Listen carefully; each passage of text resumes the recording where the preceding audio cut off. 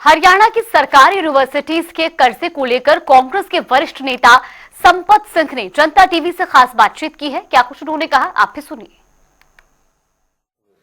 कांग्रेस के वरिष्ठ नेता और पूर्व कैबिनेट मंत्री संपत सिंह ने आज हरियाणा की जो यूनिवर्सिटीज हैं उनकी वित्तीय स्थिति पर सवाल खड़े किए। मेरे साथ बातचीत करने के लिए मौजूद है प्रोफेसर साहब। किस तरीके की वित्तीय स्थिति है हरियाणा के जो सरकारी विश्वविद्यालय हैं उनकी?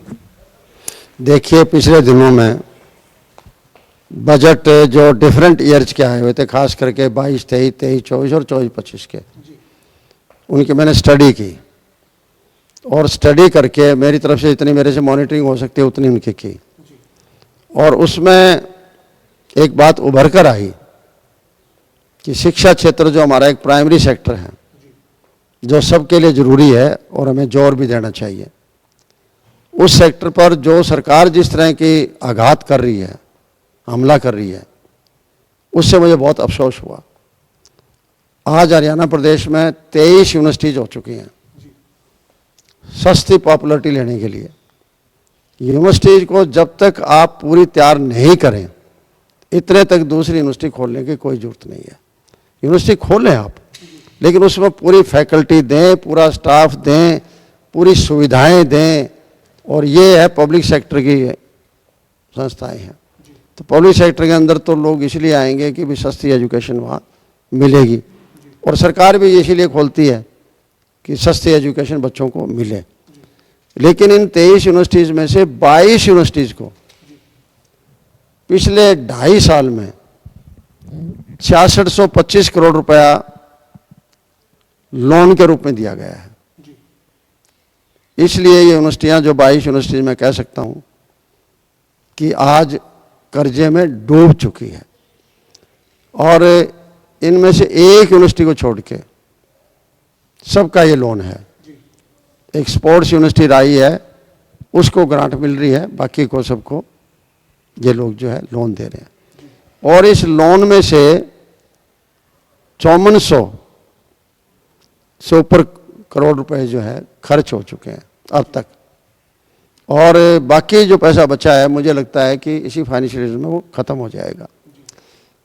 इसका आम जनता को जो पता लगा कि सरकार ने एक 29 अप्रैल 2022 को एक ऑर्डर जारी किया कि हम 10 यूनिवर्सिटीज़ को पहली किस्त के रूप में 145 करोड़ रुपए लोन के रूप में दे रहे हैं।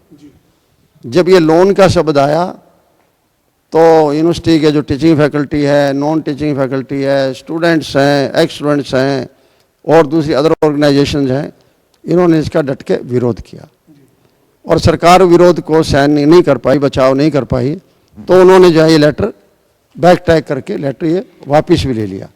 लेकिन फिर भी इन्होंने लोन ही जारी रखा। 22-23 का पहला क्वार्टर और दूसरा क्वार्टर, 2 क्वार्टर के अंदर तो इन्होंने जो है ग्रांट ही नेट दी है, और उसके बाद फिर उन्होंने लोन दिया है, वापस लोन में कन्वर्ट कर दिया।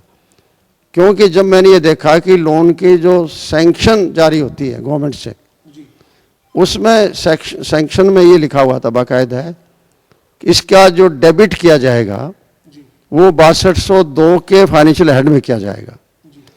अब 6202 हेड है वो लोन का है, 2202 है वो लोन का नहीं है, वो ग्रांट इन एड का है।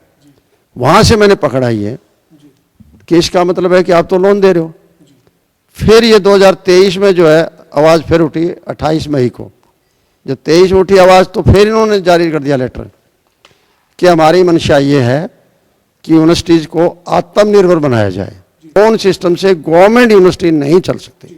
सर, इसके अलावा एक राजनीतिक सवाल है सर। निकाय चुनाव चल रहे हैं सर प्रदेश में, और कांग्रेस चुनाव चिन्ह पर चुनाव लड़ रही है, भाजपा लड़ रही है। मुख्य मुकाबला कांग्रेस और बीजेपी के बीच है ज़्यादातर जगहों पर। कुछ जगह पर इनेलो जेजेपी ने उम्मीदवार उतारे हैं, लेकिन आप कैसे देखते हैं सर निकाय चुनाव में कांग्रेस की स्थिति को? कितनी मजबूत आप मानते हैं? क्योंकि 2024 के नतीजे आपके सामने है, जिस तरह की उम्मीद थी वैसे नतीजे नहीं है। देखिए, इसमें कोई दो राय नहीं है। असेंबली के चुनाव जो हमें उम्मीद थी उसके हिसाब से नहीं रिजल्ट आया, और अब ये चल रहे हैं निकाय के चुनाव चल रहे हैं। निकाय के ये लोकल मुद्दों पर चुनाव होते हैं। तो इसमें आज के दिन नहीं कहा जा सकता कि कौन सी पार्टी कितने मेयर जीतेगी या कितने कौंसिल जीतेंगे। आज के दिन तो कांग्रेस पार्टी अपनी तरफ से जोर लगा रही है और बीजेपी पार्टी अपने जोर से लगा रही है। अब 2-3 दिन में चुनाव हो जाएगा, उसके बाद उसके रिजल्ट आ जाएंगे, लेकिन लगे हुए सभी लोग अपनी अपनी जगह हैं। कांग्रेस के लोग कांग्रेस की मदद मांग रहे हैं, अपोजिशन के लोग, सरकार के लोग वो सरकार के अपने कैंडिडेट के लिए मदद मांग रहे हैं।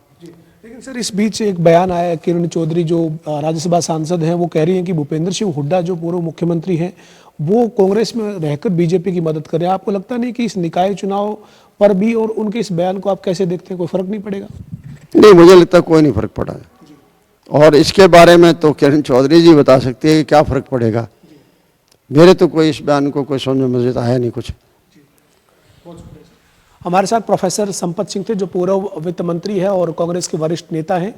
हरियाणा के जो सरकारी विश्वविद्यालय हैं उनमें जो सरकार अनुदान ना देकर जो लोन दे रही है उसके ऊपर सवाल खड़े किए हैं। इनका ये कहना है कि कांग्रेस के विधायक ही नहीं बल्कि तमाम जो विधायक हैं, चाहे वो सत्ता पक्ष से हैं या निर्दलीय हैं, कोई भी जो विधायक हैं, जनप्रतिनिधि हैं, वो इस मुद्दे को जोर शोर से सरकार के सामने रखें और ये बात होनी चाहिए कि यूनिवर्सिटीज़ को लोन नहीं बल्कि सरकार को अनुदान देना चाहिए ताकि ये यूनिवर्सिटियां प्रदेश में ठीक तरीके से चल सके।